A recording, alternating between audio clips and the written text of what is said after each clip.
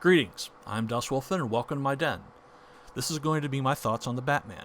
Before I get started, I'd like to thank my friends Gary and Keith of Pop Culture Minefield for giving me the inspiration to finally start making videos for Dustwolfen's Den. I'd like to warn viewers that this is your only spoiler warning. I'm sure I'll spoil something, so be warned. The Batman is an okay movie that I'm giving 7 out of 10. It is a movie that could be great with some editing. First 2/3 or 3/4 of the movie is a great Batman film, but along with about 2 hours or so comes a line that just kills the movie and makes you re-examine what you've seen. The Batman is woke. But for most of the movie, it's a subtle woke.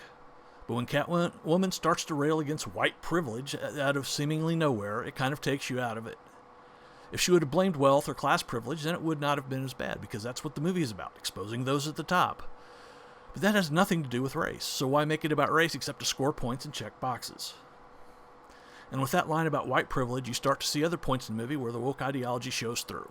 A perfect example of this is when the mayor, who's a young black woman, corners Bruce Wayne on the way into the previous mayor's funeral and berates him for not doing more.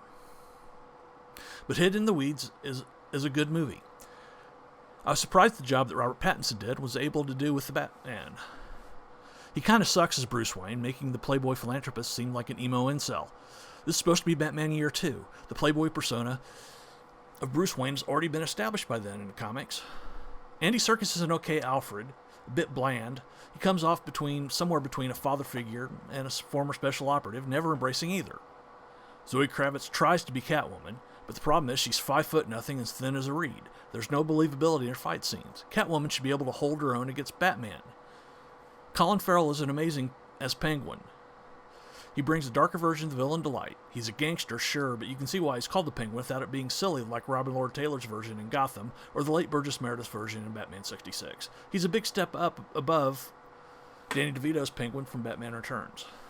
Paul Dano is a creepy and violent Riddler and does an excellent job with what he has to work with. There are a lot of flaws in the way the character is written, however.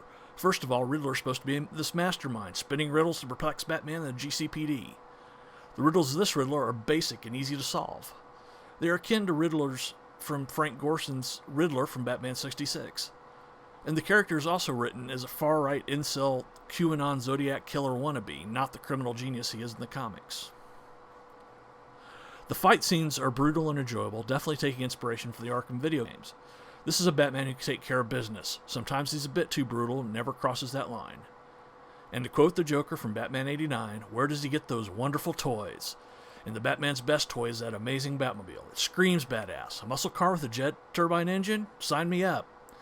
Unlike the Tumbler from the Nolan films, it looks like a real and believable vehicle. So that's my thought on the Batman. There's been a lot of talk about Matt Reeves turning the Batman into its own universe. I think that will definitely happen. The movie sets up the next movie's villain, the Joker, played by Barry Keoghan, who's played Druig in the Marvel's Eternal movie last year. It also sets up the underpinnings of the Court of Owls, who I think will be the overarching antagonist pulling the strings in the movies to come.